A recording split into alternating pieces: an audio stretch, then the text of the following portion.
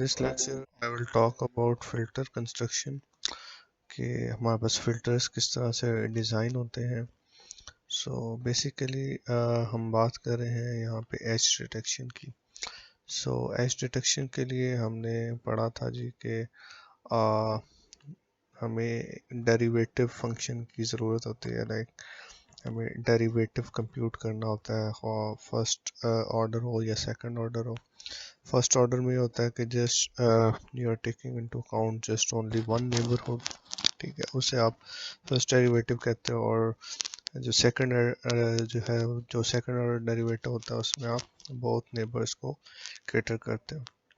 So first हम उसकी equation देखते हैं, देन उससे फिल्टर डिज़ाइन करते हैं। So we have equation for first order partial derivative with respect to x.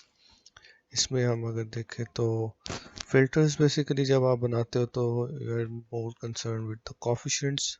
आप कोफिशिएंट वैल्यूज को देखते हो। This is a line and this is some point f of x.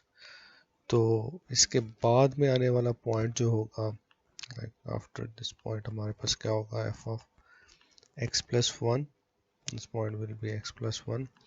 So if I'm supposed to design a filter from this equation, तो मुझे पता है कि f of x, coefficient of f of x is -1 and f of x plus 1 is +1 coefficient.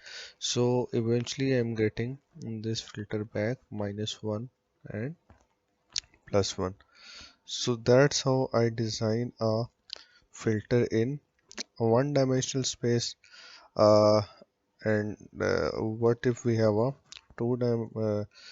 like second order derivative? अगर second order derivative हो तो फिर हम किस तरह से उसका filter डिज़ाइन करेंगे? Let me show you the equation for that. यहाँ पे हमारे पास second order की equation आ गई। हम both neighbors को in this case हमारे पास accountable है। If this is some line, ठीक है, वन डायमेंशनल स्पेस कह लें इसे। यहाँ पे if we have a point here that is f of x, then इसके बाद आने वाला point will be f of x plus 1 and इससे पहले आने वाला point that will be f of x minus 1.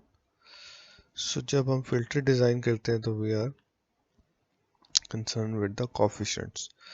तो अगर हम देखें तो f of x का कोफिशिएंट क्या है, that's -2. f of x plus 1 का कोफिशिएंट क्या है, that's +1. and what will be the coefficient of f of x minus 1, that's also +1. So that's how we design a filter 1, -2 and 1. और ये हमें x direction में change ला के देगा। x directional change हमें ये बताएगा।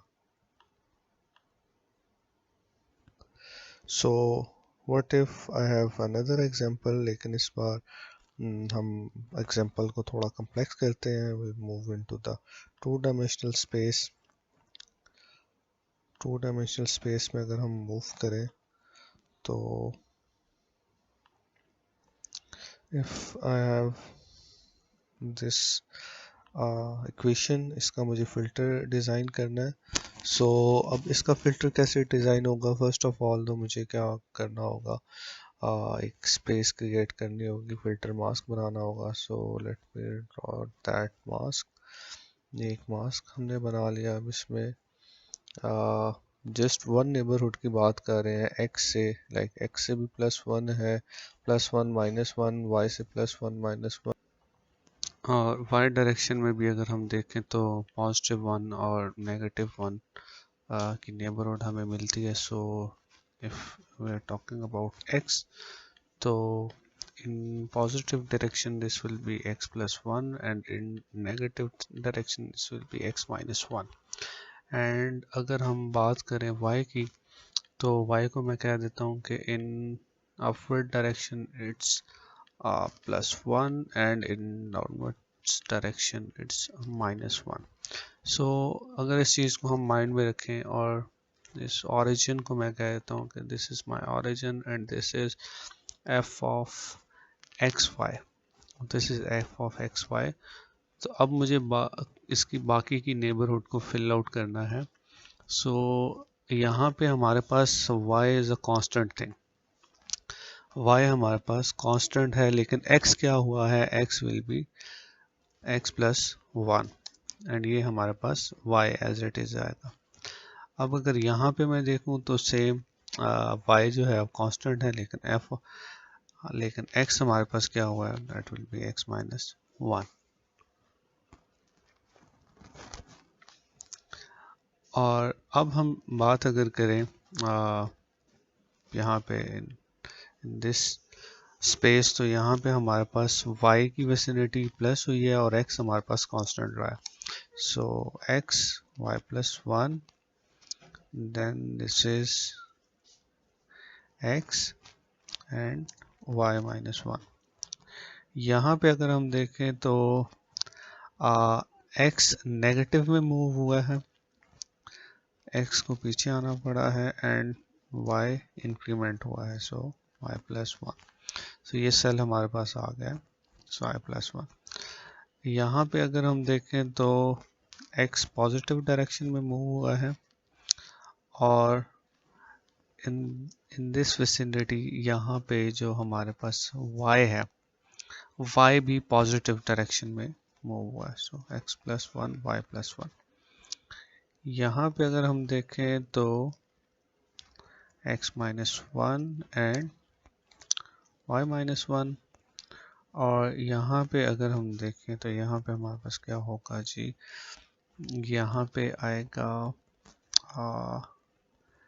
x plus 1 and y minus 1, y downwards direction और x इन पॉजिटिव डायरेक्शन। तो ये कुछ इस तरह की चीज़ हमने देखी कि x पॉजिटिव डायरेक्शन में ग्रो हुआ एंड y नेगेटिव डायरेक्शन में। तो इस तरह से हमने ये अपने पास ये जो 3x3 का मैं कह देता हूँ मास्क है, आप इसे मास्क कह लें, फिल्टर है, जो भी कह लें, तो हमने ये डिज़ाइन कर लिया कि ओरिजिन को देखते हुए और इसकी नेबरहुड को देखते हुए, जो कि अभी जस्ट वन नेबरहुड हम इससे आगे और इससे पीछे देख रहे हैं, इसको देखते हुए अगर हम फिल्टर इक्वेशन पे अगर आप मैप करना चाहें तो इस तरह के कोऑर्डिनेट सिस्टम हमारे पास आता है। और जैसा कि हमने कहा था कि हमें फिल्टर डिज़ाइन करने के लिए हमें कोएफिशिएंट्स को देखना पड़ता है। तो यहाँ पे अगर हम कोएफिशिएंट्स को देखें तो f ऑफ एक्स वाई जो है उसका coordinate that will be -4। So f of x y यहाँ सेंटर में था, यहाँ -4 आ गया। f of x y -1, f of x y -1, तो ये पोजीशन आती है इसका, और इसका कोएफिशिएंट आपके पास 1 है। सो यहाँ पे आपके पास एक पॉजिटिव 1 आ गया। अब इसके बाद अगर मैं देखूँ तो f of x y plus 1, तो मेरे पास ये वाला सेल आ जाता है, तो इसमें भी कोएफिशिएंट 1 आ गया।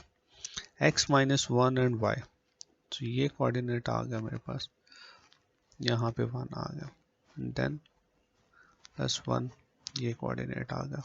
और जो पोर्शंस इसके अंदर इंक्लूडेड नहीं है वो सारे के सारे आपके पास 0 हो जाएंगे। सो फाइनली आपने क्या किया, आपने इक्वेशंस को देखते हुए फिल्टर्स को डिज़ाइन करना सीखा।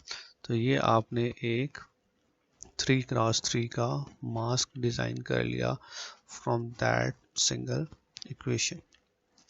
सो अब आपके पास कोई भी इक्वेशन आती है तो first of all look at the neighbourhood, कि हमें कितनी नेबरहुड में लाइक देखना है आपका। If your origin is x और y, तो आपके पास जो है कितनी नेबरहुड आपने x डायरेक्शन में और y डायरेक्शन में देखनी है।